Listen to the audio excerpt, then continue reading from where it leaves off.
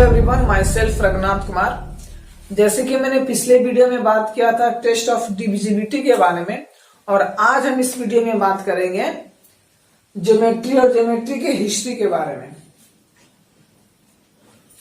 तो सबसे पहले हम जानेंगे कि ज्योमेट्री जो होता है, ज्योमेट्री होता क्या है। तो ज्योमेट्री का मतलब होता है जियो और मेट्री, ये ग्रीक वर्ड है। तो यहाँ जियो का मतलब होता है अर्थ और मेट्री का मतलब होता है मीजर। मतलब अर्थ को मीजर करना ही ज्योमेट्री कहलाता है, या फिर ये भी बोल सकते हैं कि फील्ड को मेजर करना ज्योमेट्री कहलाता है। ठीक है, तो यहाँ पे तो ज्योमेट्री के बारे में जान गए। अब हम जानेंगे हिस्ट्री ऑफ ज्योमेट्री, मतलब ज्योमेट्री का क्या हिस्ट्री है उसके बारे में हम जानेंगे। तो तीन बहुत बड़े बड़े मैथमेटिशियन है, ग्रीक मैथमेटिशियन, जिन्होंने ज्योमेट्री में अपना बहुत बड़ा योगदान दिया है। तो पहले जो है वो थेल्स दिए, दूसरे पाइथागोरस और तीसरे यूक्लिड। ये तीनों जो है ग्रीक मैथमेटिशियन है। ठीक है, और इन्होंने अपना बहुत बड़ा योगदान दिया है ज्योमेट्री में। तो एक एक करके जानते हैं कि क्या क्या योगदान दिए हैं इन्होंने। तो सबसे पहले थेल्स जी ने क्या योगदान दिया है कि सर्कल हम लोग का क्या होता है, सर्कल होता है, और सर्कल में एक डायमीटर होता है। तो सर्कल होता है और सर्कल में डायमीटर होता है। तो डायमीटर जो है सर्कल को क्या करता है, बाइसेक्ट करता है। ठीक है, बाइसेक्ट करने का मतलब क्या हुआ कि उसको दो इक्वल पार्ट में डिवाइड करता है, तो उसी को क्या बोलते हैं, बाइसेक्ट। तो थेल्स जी ने ये योगदान दिया। ठीक है, अब हम जानते हैं पाइथागोरस जी ने क्या योगदान दिया है अपना ज्योमेट्री में। तो पाइथागोरस जी योगदान दिए हैं develop the theory of geometry. मतलब थ्योरी ऑफ ज्योमेट्री मतलब हम लोग ज्योमेट्री में बहुत सारा थ्योरी पढ़ते हैं, तो उसी को डेवलप करने में पाइथागोरस जी ने अपना योगदान दिया है। अब जानते हैं यूक्लिड जी ने क्या योगदान दिया है ज्योमेट्री में। तो introduce the method of proving method, मतलब हम लोग ज्योमेट्री में बहुत सारा मेथड प्रूव करते हैं, तो उसके बारे में इन्होंने इंट्रोड्यूस कराया है। अब तो हम ये तीन ग्रीक मैथमेटिशियन है, इनके बारे में जान गए। अब हम जानेंगे कि हमारे भारत देश के जो बड़े बड़े मैथमेटिशियन हैं उन्होंने भी अपना ज्योमेट्री में योगदान दिया है। तो कौन कौन है, पहले है आर्यभट्ट, दूसरे है ब्रह्मगुप्ता और तीसरे जो है भास्कर। तो एक एक करके जानते हैं। तो आर्यभट्ट जी ने योगदान दिया है worked out the area of आइसोस्केल triangle and the volume of pyramid. मतलब कोई आइसोस्केल ट्रायंगल है और उसका एरिया कैसे फाइंड आउट करना है उसके बारे में बताया इन्होंने। और फिर कोई पिरामिड है तो पिरामिड का वॉल्यूम कैसे फाइंड आउट करते हैं उसके बारे में इन्होंने बताया है। और क्या बताया है, एंड अप्रोक्सीमेट वैल्यू ऑफ पाई। और पाई का जो वैल्यू हम लोग जानते हैं 22/7, तो उन्होंने ही बताया है, आर्यभट्ट जी ने ही पाई के बारे में बताया है। अब हम जानते हैं ब्रह्मगुप्ता ने क्या योगदान दिया है।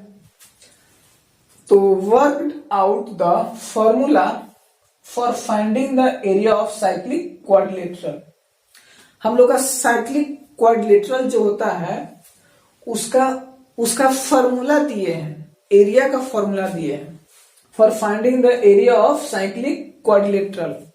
कौन, ब्रह्मगुप्ता जी ने दिया है कि जो साइक्लिक क्वाड्रिलेटरल जो होता है उसका एरिया कैसे, मतलब एरिया का जो फॉर्मूला होता है उसके बारे में इन्होंने बताया है। और तीसरे हैं भास्कर जी ने किसके बारे में बताया है, हम लोग का जो पाइथागोरस थ्योरम होता है, तो पाइथागोरस थ्योरम के बारे में किन्होंने बताया, भास्कर जी ने बताया है। ठीक है, तो ये ज्योमेट्री था और ज्योमेट्री का ये हिस्ट्री था।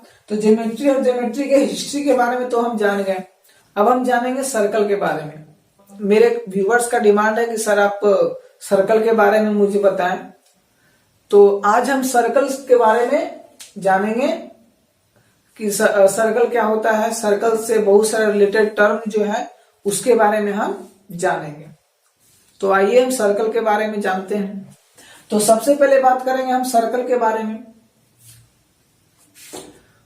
तो सर्कल क्या होता है? सर्कल एक ऐसा ज्योमेट्रिकल शेप होता है जो एक फिक्स्ड पॉइंट से इक्वल डिस्टेंस पे, ठीक है, एक फिक्स्ड पॉइंट से इक्वल डिस्टेंस पर प्लेन में चारों जो मूव करता है उसी को क्या बोलते हैं? सर्कल बोलते हैं। जैसे यहां पे देख लीजिए, ये एक फिक्स्ड पॉइंट है। क्या है ये एक फिक्स्ड पॉइंट है, ठीक है, और इक्वल डिस्टेंस या फिर कांस्टेंट डिस्टेंस पर क्या करता है? प्लेन में चारों ओर मूव करता है, उसी को क्या बोलते हैं? सर्कल। तो सर्कल तो समझ में आ गया। अब सर्कल से जितना भी रिलेटेड टर्म है उस सारे रिलेटेड टर्म के बारे में एक एक करके जानेंगे। तो यहां पे सबसे पहले पॉइंट, ठीक है, ये पॉइंट क्या है? तो जाहिर सी बात है, पॉइंट के बारे में तो हर किसी को पता है, इसी को बोलते हैं पॉइंट।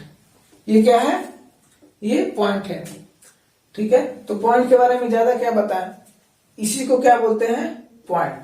चलिए अब हम जानते हैं यहां पे रे के बारे में। रे क्या होता है? रे जो होता है, रे क्या होता है कि एक फिक्स्ड पॉइंट होता है, ठीक है, और ये फिक्स्ड पॉइंट से क्या होता है कि एक एंड इसका फिक्स्ड होता है रे का, और दूसरा एंड जो होता है वो बढ़ते चला जाता है, बढ़ते चला जाता है। तो इसको क्या बोलते हैं? रे, ठीक है। तो रे के बारे में तो मैंने जान लिया। अब हम जानते हैं लाइन सेगमेंट के बारे में। किसके बारे में? लाइन सेगमेंट के बारे में। तो लाइन सेगमेंट में दो एंड होता है, ठीक है। लाइन सेगमेंट में क्या होता है? दो एंड, एक मान लीजिए कि एक एंड ये हो गया और दूसरा एंड ये बी हो गया, और ए एंड और बी एंड के बीच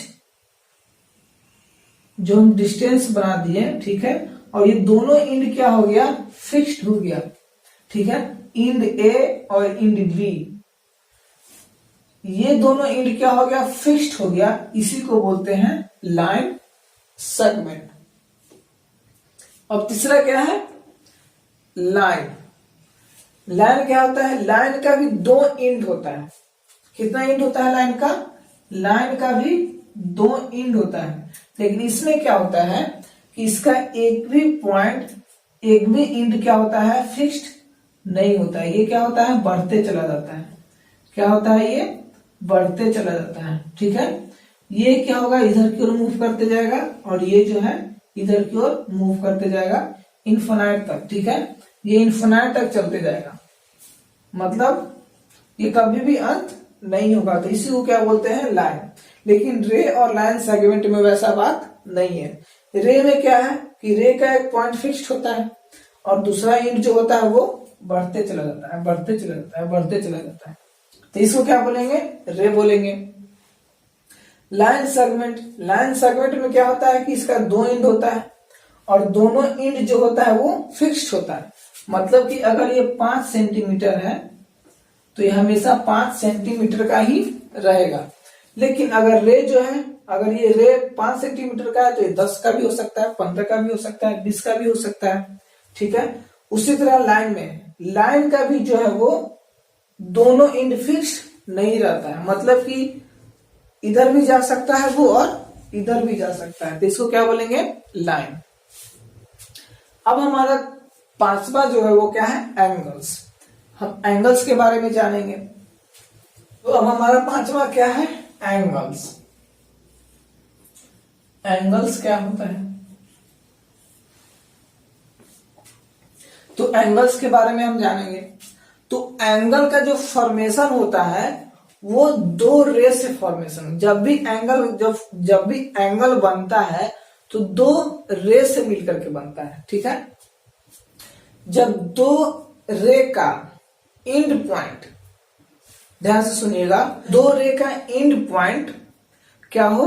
आपस में मिल जाए, उसी से जो भी फॉर्मेशन होता है उसी को क्या बोलते हैं, एंगल। जैसे यहाँ पे देख लीजिए, जैसे मान लीजिए कि ये एक रे ये है, ठीक है, और दूसरा रे यहाँ पे ये है, ठीक है, और ये दोनों रे का जो फिक्स्ड एंड होता है वो क्या हो, एक ही जगह पे जाके क्या हो, मीट कर जाए।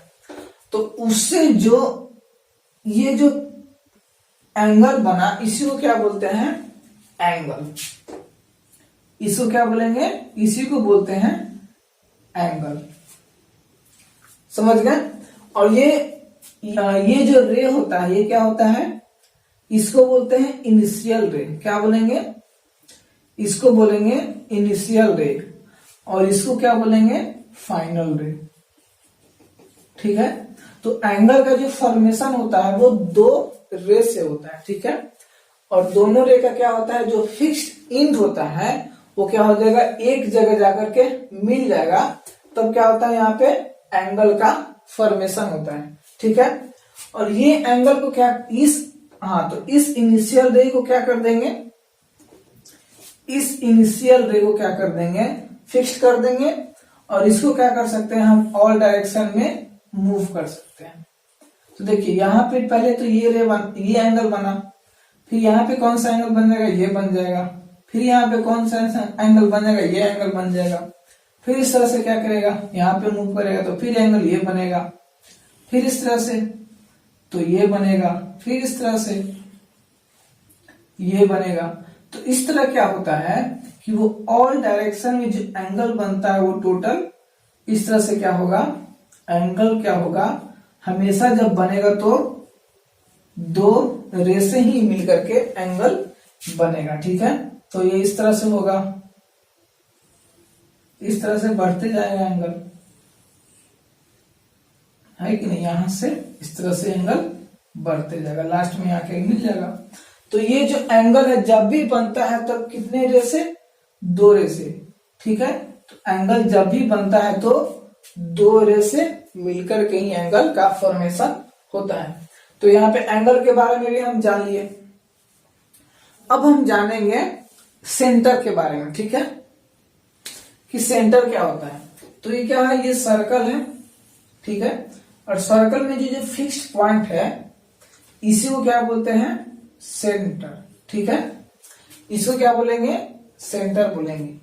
और इस फिक्स्ड पॉइंट से एक कांस्टेंट डिस्टेंस जो होता है, जो कहां पे जाके इस सर्कल पे जाके टच करता है, तो इसके और इसके बीच का जो डिस्टेंस होता है उसको क्या बोलते हैं, उसको बोलते हैं रेडियस। रेडियस क्लियर है। चलिए अब हम जानते हैं अगला टर्म जो है हमारा क्या है, सरकमफ्रेंस। ये सरकमफ्रेंस क्या होता है, तो सरकमफ्रेंस जो होता है हमारा ये होता है, हमारा जो सर्कल ये जो है ये चारों ओर, ये जो होता है ये चारों ओर, यहाँ पे इसको क्या बोलते हैं, इसको बोलते हैं सरकमफ्रेंस। जो प्लेन पे चारों ओर जो मूव किया उसको क्या बोलेंगे, सरकमफ्रेंस। तो ये जो हमारा है इसको क्या बोलते हैं, सरकमफेरेंस। क्लियर है। तो रेडियस क्लियर हो गया, सरकमफ्रेंस क्लियर हो गया। अब हमारा अगला क्या है, कॉर्ड। कॉर्ड क्या है, सर्कल पे, मतलब ये सर्कल पे पॉइंट ए है और सर्कल पे पॉइंट एक और बी पॉइंट ले लिए, और इस दोनों बीच का जो डिस्टेंस होगा, यहां और यहां के बीच का जो डिस्टेंस होगा इसी को क्या बोलेंगे, इसी को बोलेंगे कॉर्ड। इसको क्या बोलेंगे, कॉर्ड ऑफ सर्कल। ये भी समझ गए होंगे, कॉर्ड ऑफ सर्कल भी समझ गए होंगे। अब हमारा अगला क्या है, अगला है डायमीटर। तो देखिए डायमीटर क्या होता है, इसको दो तरीका से हम जान सकते हैं। ये रेडियस है, इस रेडियस को क्या कर देंगे हम,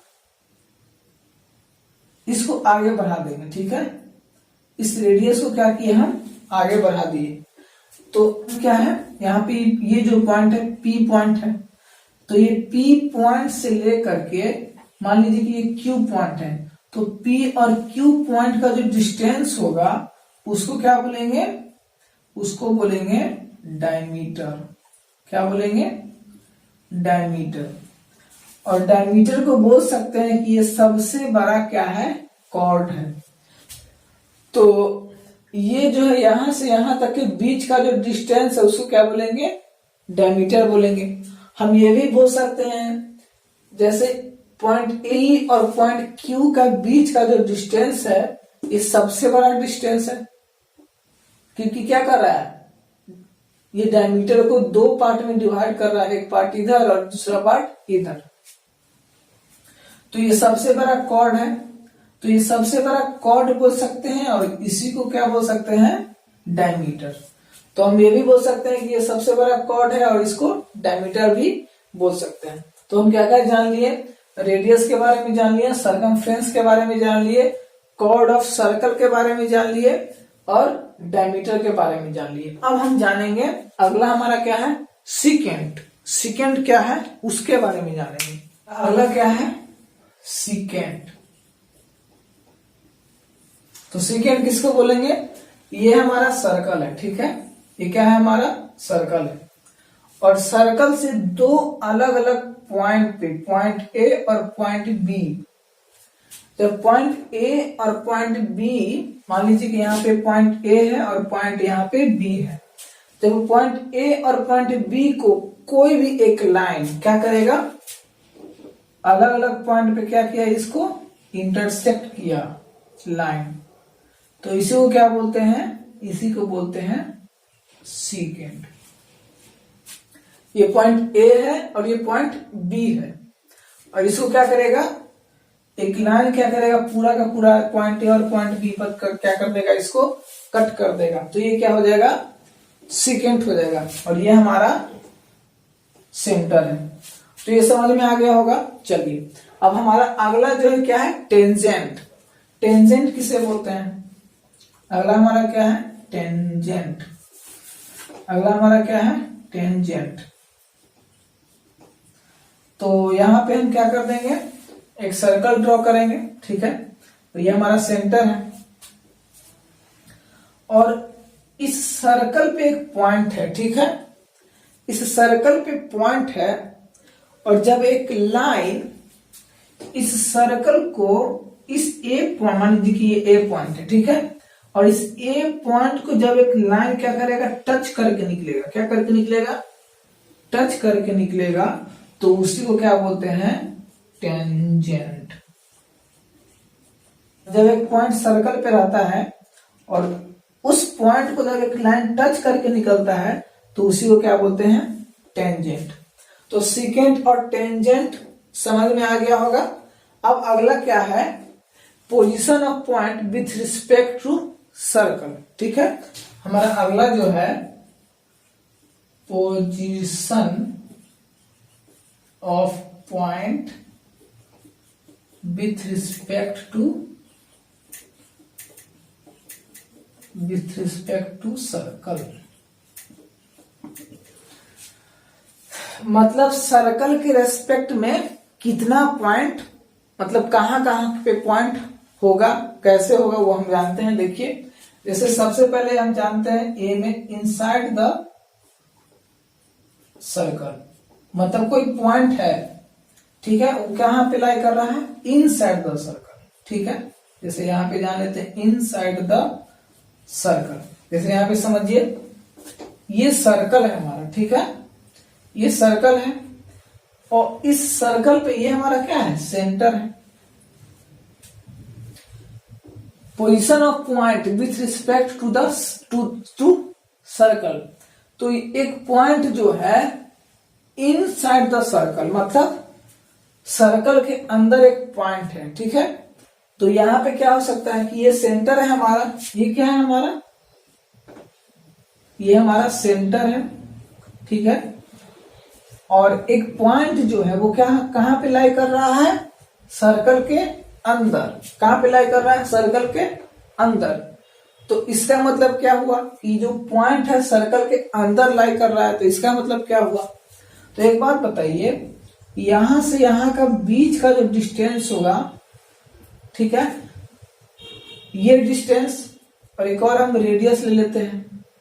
ये डिस्टेंस मान लीजिए कि ये O है और ये A है और ये B है, ठीक है। ध्यान से देखिएगा, तो कोई पॉइंट सर्कल के अंदर है तो उसका मतलब क्या हो सकता है कि रेडियस से पॉइंट क्या होगा, रेडियस से ये लाइन क्या होगा, छोटा लाइन होगा।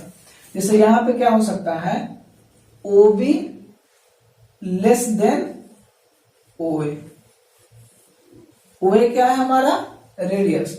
मतलब अगर कोई सर्कल के अंदर कोई पॉइंट है तो अगर सेंटर और सर्कल के अंदर का जो पॉइंट है उस बीच का जो डिस्टेंस होगा वो रेडियस के डिस्टेंस से क्या होगा, छोटा होगा। तो यही हमारा क्या है, रिलेशन है। जब कोई भी पॉइंट सर्कल के अंदर रहता है तो ये हमारा रिलेशन है। क्या रिलेशन है कि रेडियस का डिस्टेंस जो होगा बड़ा होगा किसके, उस ये सेंटर और उस पॉइंट के बीच के डिस्टेंस से, ठीक है। तो ये हमारा क्या हो गया, ये हमारा एक रिलेशन आ गया। दूसरा रिलेशन जो है हमारा पॉइंट ऑन द सर्कल, ठीक है। चलिए यहां पे मान लीजिए कि ये जो सर्कल है, ये पॉइंट, ये सर्कल है और एक पॉइंट जो है कहां पे लाई कर गया, सर्कल पे लाई कर गया, ठीक है। तो ये हमारा O है और ये जो हमारा मान लीजिए कि A पॉइंट है, ठीक है। तो ये यहां से यहां का बीच का जो डिस्टेंस होगा, ठीक है, यहां और यहां का बीच का जो डिस्टेंस होगा देख लीजिए। और एक और यहाँ पे हम रेडियस ड्रॉ करते हैं, तो ये क्या हो गया, ये B हो गया। तो यहाँ पे ध्यान से देखिएगा, OA इक्वल्स टू OB। तो यानी कि क्या हो गया कि अगर हम कोई पॉइंट सर्कल पे लेते हैं, मतलब सरकमफ्रेंस पे, ठीक है, तो क्या होता है कि वो रेडियस के बराबर आ जाता है, ठीक है। तो इसको हम यहां पे लिख सकते हैं कि R बराबर OA। मतलब अगर हम पॉइंट कहां पे लिए, सर्कल पे लिए, तो किसके बराबर हो गया, रेडियस के बराबर हो गया। तो ये तो हमारा तीसरा रिलेशन है और ये तो हमारा दूसरा रिलेशन है। तो तीसरा क्या है, point outside the circle. Clear है। कोई पॉइंट जो है, ये एक सर्कल है और ये क्या है, सेंटर है, और कोई पॉइंट जो है कहां पे लाई कर रहा है, सर्कल के बाहर। तो यहां पे मान लीजिए कि ये क्या है, रेडियस है और यहां से यहां का बीच का डिस्टेंस ये हो गया। तो मान लीजिए कि ये B है और ये A है। तो ध्यान से देखिए, OA हमारा क्या है, रेडियस है, और OB सेंटर से B तक का जो क्या है, आउटसाइड का जो डिस्टेंस है, मतलब O से लेकर के, ध्यान से देखिए, O से लेकर के और B का जो डिस्टेंस है रेडियस के डिस्टेंस से बड़ा है कि नहीं बड़ा है। तो इसका मतलब हम ये कह सकते हैं कि अगर हम सर्कल है, ठीक है, सर्कल के बाहर अगर हम कोई पॉइंट लेते हैं और सर्कल के बाहर अगर हम कोई पॉइंट लेते हैं तो सेंटर और उस बाहर का जो पॉइंट है उस दोनों का बीच का जो डिस्टेंस होगा वो हमारा सर्कल के डिस्टेंस से क्या होगा, बड़ा होगा।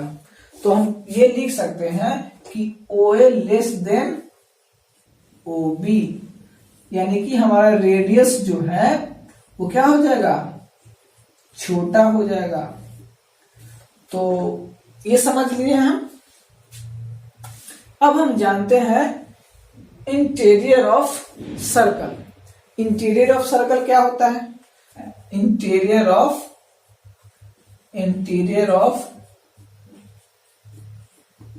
सर्कल, ठीक है।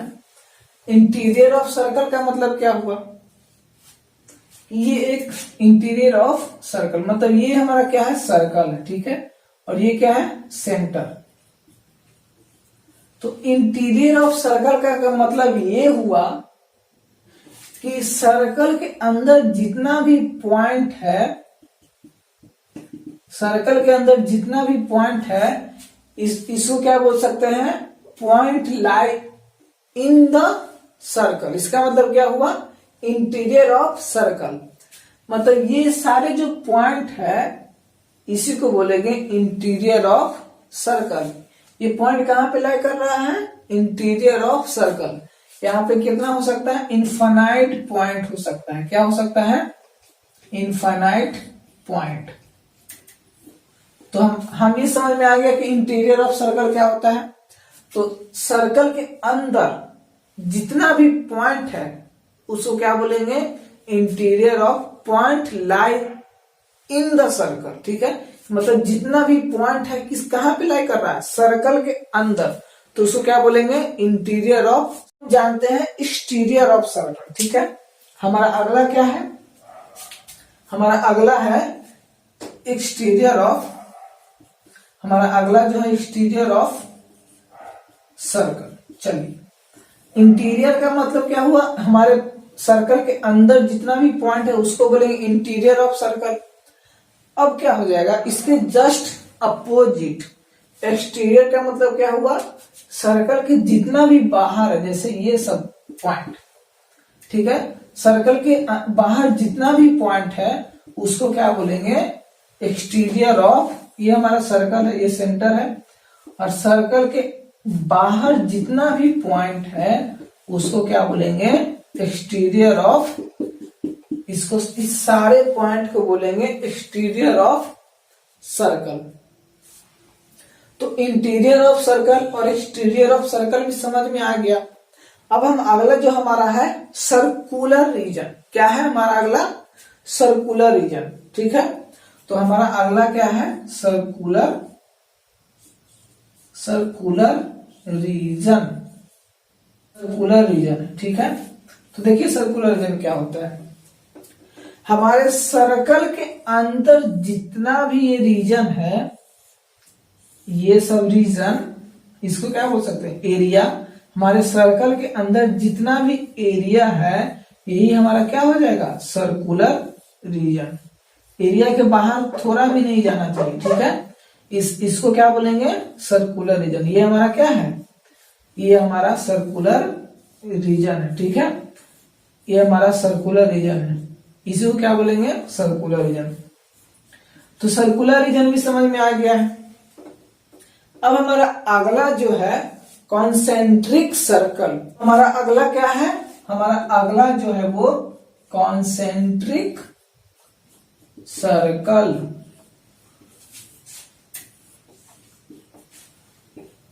तो ये हमारा क्या? कॉन्सेंट्रिक सर्कल क्या होता है?